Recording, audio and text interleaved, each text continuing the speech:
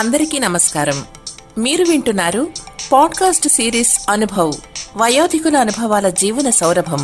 Heritage groups మరియు national institute for social defence, ministry of social justice and empowerment, government of India, media for community foundation, New Delhi సంయుక్త చొరవతో Shri Alok Varma, doctor R Sridhar కలిసి రూపొందించిన project Shrimati Shailaja Suman, Zahed ఫారూకీల సమన్వయ కార్యక్రమమే అనుభవ్, వయోధికుల అనుభవాల జీవన సౌరభం.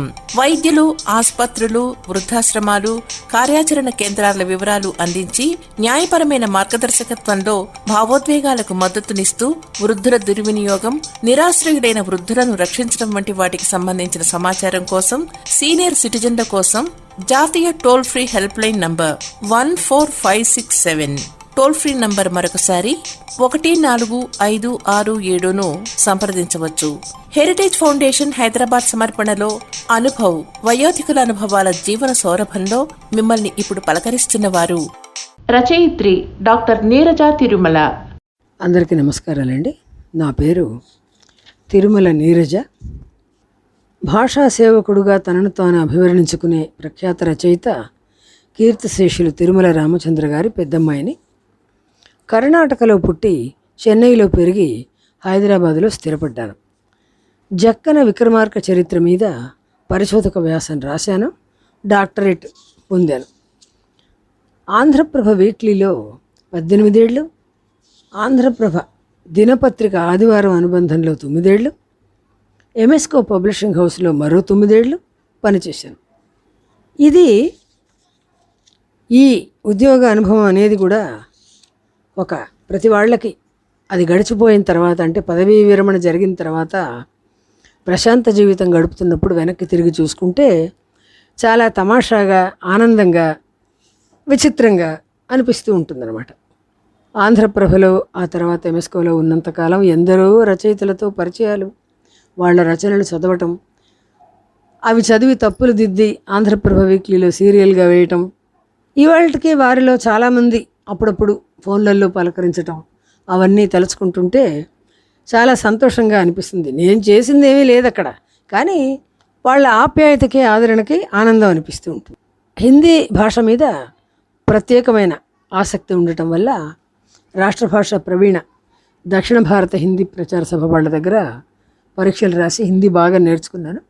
తమిళనాడులో ఉన్నందువల్ల తమిళం నేర్చుకుంటే బాగుంటుందని అది కూడా నేర్చుకున్నాను.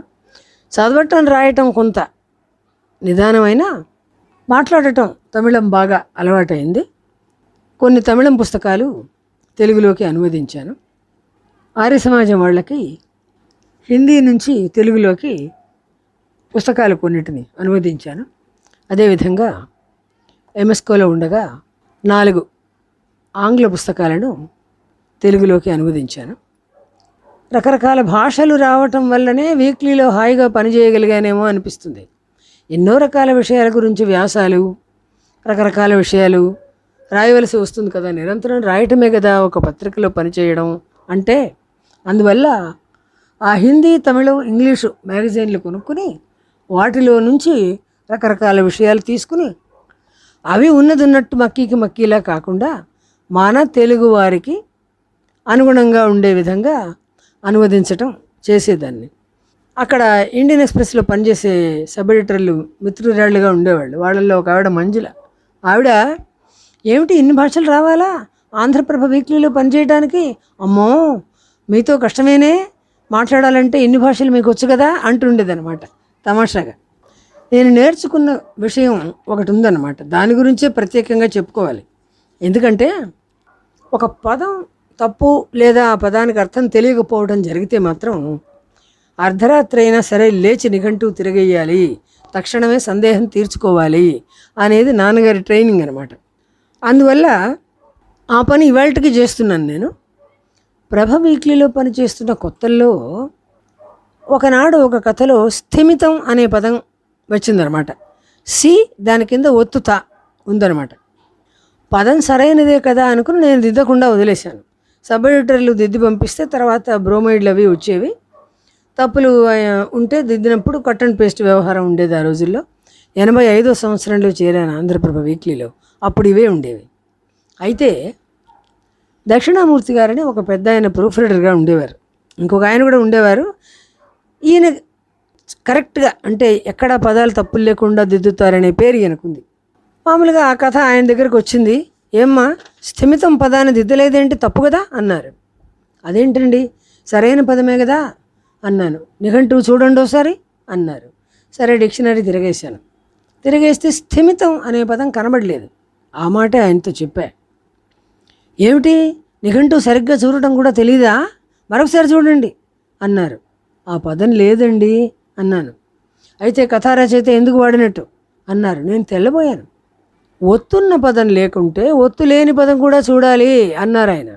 అప్పుడు మళ్ళా తిరగేస్తే ఒత్తు లేని పదం స్థిమితం అనే పదం కనబడింది. అదే సరైన పదం, తెలుసుకోండి. డాక్టరేట్ చేశామన్నారు కదా అన్నారు ఆయన.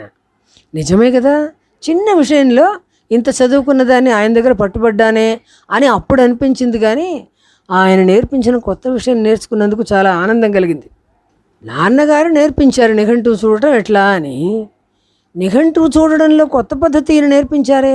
అప్పటి నుంచి నాకు అనుమానం వచ్చిన పదాలన్నింటినీ కూడా ఖచ్చితంగా ఒత్తున్న పదాలు ఒత్తులేని పదాలు రెండిట్లోనూ ఉన్నాయా లేదా అని వెతుక్కోవటం బాగా అలవాటైంది.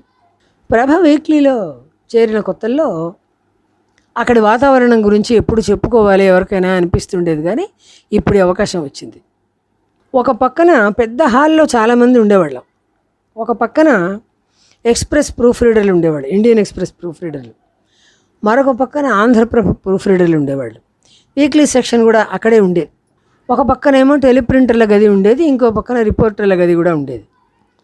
మధ్యలో ఒక చోట అప్పుడు ఈ అక్షరాలన్నీ కూర్చిన బ్లాక్లు ఉండేవి. అవి పెట్టుకుని వాళ్ళు అక్కడ తయారు చేస్తూ ఉండడం చూశానన్నమాట. నేను పేజీలు కట్ చేసి అక్కడ అంటిస్తూ ఉండేవాళ్ళు. అక్షరాలు తప్పులు ఉంటే అక్కడ బ్లాక్స్లో చూస్తుండేవాళ్ళు అనమాట. వీళ్ళందరూ గందరగోళంగా మాట్లాడుకుంటూ ఉండేవారు.